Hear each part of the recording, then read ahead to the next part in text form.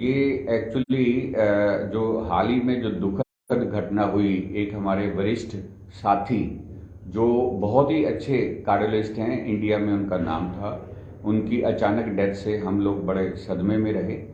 और मैं सबको ये बताना चाहता हूँ कि ह्यूमन बॉडी सेम, चाहे वो डॉक्टर है, चाहे वो पब्लिक का कोई भी किसी भी और प्रोफेशन में है। ह्यूमन बॉडी में बीमारियां सभी को, कोई भी किसी को कोई भी बीमारी हो सकती है। हार्ट स्पेशलिस्ट को भी हार्ट की बीमारी हो सकती है। उसका जो सडन डेथ का जो कारण होता है हार्ट अटैक में, वो ये होता है कि हार्ट के प्रैक्टिकली 16% लोग जो हैं हार्ट अटैक में, उनको एक तो 60% लोगों में, 50-60% लोगों को कोई सिम्टम नहीं आते। पहला सिम्टम ही हार्ट अटैक का सडन डेथ होती है। तो किसी आदमी को, चाहे वो कार्डियोलॉजिस्ट हो, चाहे दूसरा प्रोफेशन का हो, उसको जब कोई लक्षण ही महसूस नहीं होगा अपनी बॉडी में, जब उसको कोई एहसास ही नहीं होगा अपने बॉडी के बारे में या हार्ट के बारे में, और सडनली उसको हार्ट अटैक हो जाएगा, तो 16% में तो कोई भी आ सकता है जिसकी सडन डेथ हो सकती है। क्योंकि हार्ट अटैक जब है ही साइलेंट, उससे पहले जो ब्लॉक बना है, 40% लोगों को तो चलने में भी हार्ट पेन नहीं होता चेस्ट का। तो क्योंकि ये साइलेंट नेचर की डिजीज है, इसलिए सभी लोगों को मैं ये चाहे वो हार्ट स्पेशलिस्ट हैं, चाहे वो दूसरे प्रोफेशन में हैं, कि वो इस बात को रियलाइज करें कि ये जो हार्ट की बीमारी के जितने रिस्क फैक्टर हैं, वो तो मैं आई एम श्योर कि हार्ट स्पेशलिस्ट जो हैं अपने रिस्क फैक्टर्स को कंट्रोल करते हैं। लेकिन फॉर एग्जांपल आप एज है और आपके जीन्स हैं, उसको आप नहीं कंट्रोल कर सकते।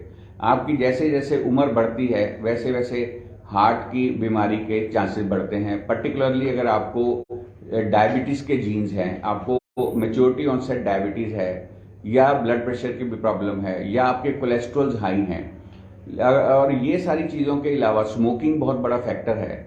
ये सारी, और स्ट्रेस जो है वो तो कार्डियोलॉजिस्ट को भी हो सकता है, स्ट्रेस लाइफ का। और उसके अलावा जो पीछे कोविड की इन्फेक्शन हुई, उससे हार्ट की नसों में लो ग्रेड सी इन्फ्लेमेशन कई लोगों के हुई, जिसमें सडनली क्लॉट बन जाते हैं और अचानक हार्ट की नस बंद हो जाती है।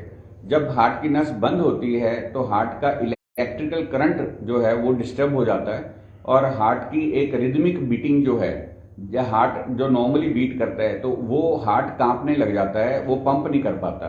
तो उसमें 3-4 मिनट में ही आदमी ड्रॉप होकर, एक मिनट में ही आदमी की ड्रॉप होकर बेहोश हो जाता है। और 3-4 मिनट तक अगर उसको शॉक ना दिया जाए, सीपीआर ना किया जाए, तो कार्डियोलॉजिस्ट की भी डेथ हो सकती है। क्योंकि अगर कार्डियोलॉजिस्ट जो अनकॉन्शियस होकर गिर गया, उसको अगर उसके आसपास के लोगों को सीपीआर कर देना नहीं आता, उसको हॉस्पिटल नहीं लेके जाते, और उसको शॉक नहीं मिलता, शॉक देके वेंट्रिकुलर फिब्रिलेशन को ठीक किया जाता है। तो इसलिए सबसे इंपॉर्टेंट चीज है, चाहे कि आपके आसपास अगर आदमी कोई सडनली ड्रॉप हो जाता है, अनकॉन्शियस हो जाता है, तो हर आदमी की सीपीआर की ट्रेनिंग होनी चाहिए कि जब तक पेशेंट को हॉस्पिटल नहीं पहुंचाया गया, उसकी छाती को प्रेस करना होता है, ताकि हार्ट थोड़ा सा ब्लड पंप करता रहे, ब्रेन तक ब्लड जाता रहे। और दूसरा, उसको 100 बार उसको चेस्ट को कंप्रेस करना पड़ता है 1 मिनट में, और हर 30 कंप्रेशन के साथ 2 ब्रेथ देनी होती है माउथ टू माउथ। ये काम करते करते अगर आप हॉस्पिटल ले जाते हैं, वहां पे डिफिब्रिलेटर होता है, उस डिफिब्रिलेटर से शॉक देने से ये वेंट्रिकुलर फिब्रिलेशन जो इससे सडन डेथ होती है वो रिवर्ट होकर नॉर्मल हो जाती है, और पेशेंट ठीक हो जाता है। तो हार्ट अटैक के पेशेंट्स, ये 16% जो पेशेंट पहले घंटे में मरते हैं, इनको बचाने का केवल यही एक उपाय है। और दूसरा, प्रिवेंशन। प्रिवेंशन कैसे की जा सकती है? जो हाई रिस्क पेशेंट है, जिनकी family history of heart disease है, जिनकी शुगर जिनको बहुत लंबे समय से है, जिनके कोलेस्ट्रॉल बहुत ज्यादा है, उनको सीटी एंजियोग्राफी, अगर वो एडल्ट हो गए हैं और उनको जरा सा भी एबनॉर्मल ईसीजी है या एबनॉर्मलिटी किसी टेस्ट में है, तो इको में या ईसीजी में, या कोई चेस्ट पेन जैसा कोई, या गैस चेस्ट में है, ऐसे कोई भी लक्षण आते हैं, तो उनका अपना सीटी एंजियोग्राफी करा के देख लेना चाहिए। अभी 2 बड़े ट्रायल आए हैं वर्ल्ड में, वो कहते हैं प्रिसाइज एंड प्रिसीजन ट्रायल है। वो कहते हैं भी इको और टीएमटी से आप रूल आउट नहीं कर सकते हार्ट डिजीज को, आपको कैल्शियम स्कोरिंग कर लेनी चाहिए सीटी स्कैन पे।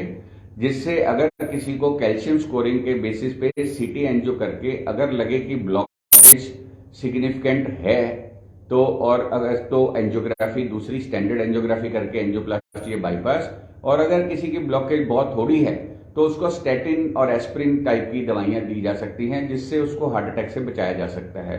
तो अब किसी को अगर इन्फ्लेमेशन होके अचानक क्लॉट बनता है, इस तरह की डेथ्स को प्रिवेंट करना बड़ा मुश्किल है। हालांकि ये डेथ्स बहुत रेयर हैं, लेकिन इसमें कोई भी आ सकता है, चाहे वो हार्ट स्पेशलिस्ट हो चाहे दूसरे प्रोफेशन का हो। Thank you.